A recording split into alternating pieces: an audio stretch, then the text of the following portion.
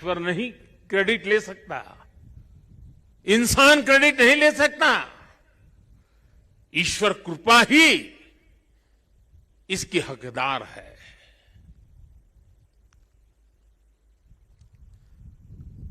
मैं इस पुनीत प्रयासों के लिए उत्तराखंड सरकार का, हमारे ऊर्जावान नौजवान मुख्यमंत्री धामी जी का और इस कामों की जिम्मेदारी उठाने वाले सभी लोगों का भी आज हृदय से धन्यवाद करता हूं, जिन्होंने एड़ी चोटी का जोर लगा करके इस सपनों को पूरा किया है।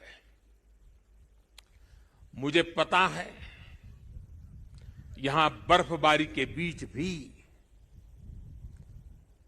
किस तरह, यानी पूरा साल भर काम करना मुश्किल है, यहां बहुत कम समय मिलता है, लेकिन बर्फबारी के बीच भी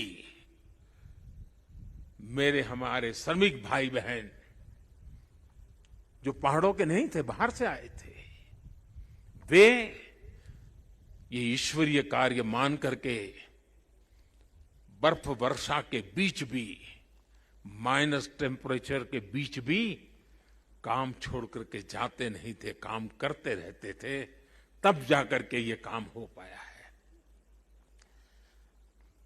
मेरा मन यहां लगा रहता था, तो मैं बीच बीच में ड्रोन की मदद से, टेक्नोलॉजी की मदद से, मेरे दफ्तर से यहां का पूरा मैं एक प्रकार से वर्चुअल यात्रा करता था। लगातार मैं उसकी बारीकियों को देखता था, काम कितना पहुंचा, महीने भर पहले कहां थे, इस महीने कहां पहुंचे, लगातार देखता था।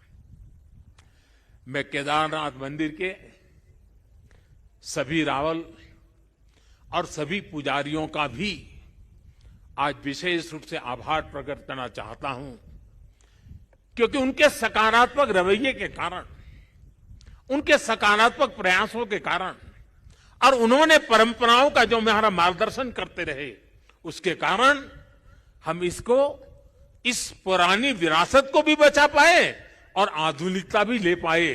और इसके लिए मैं इन पुजारियों का, रावल परिवारों का हृदय से आभार व्यक्त करता हूं। आदि शंकराचार्य जी के विषय में हमारे विद्वानों ने कहा है, शंकराचार्य जी के लिए हर विद्वान ने कहा है, शंकरो शंकरः साक्षात, अर्थात आचार्य शंकर साक्षात भगवान शंकर का ही स्वरूप थे। ये महिमा, ये देवत्व आप उनके जीवन के हर क्षण हम अनुभव कर सकते हैं। उसकी तरफ जरा नजर करें तो सारी स्मृतियां सामने आ जाती हैं। छोटी सी उम्र में, बालक उम्र में अद्भुत बोध, बाल उम्र से ही शास्त्रों का, ज्ञान का, विज्ञान का निरंतर चिंतन, और जिस उम्र में एक साधारण मानवी साधारण रूप से संसार की बातों को थोड़ा देखना समझना शुरू करता है, थोड़ी जागृति का प्रारंभ होता है, उस उम्र में वो वेदांत की गहराई को, उसके गुढ़ार्थ को सांगोपांग विवेचन, उसकी व्याख्या अविरत रूप से किया करते थे।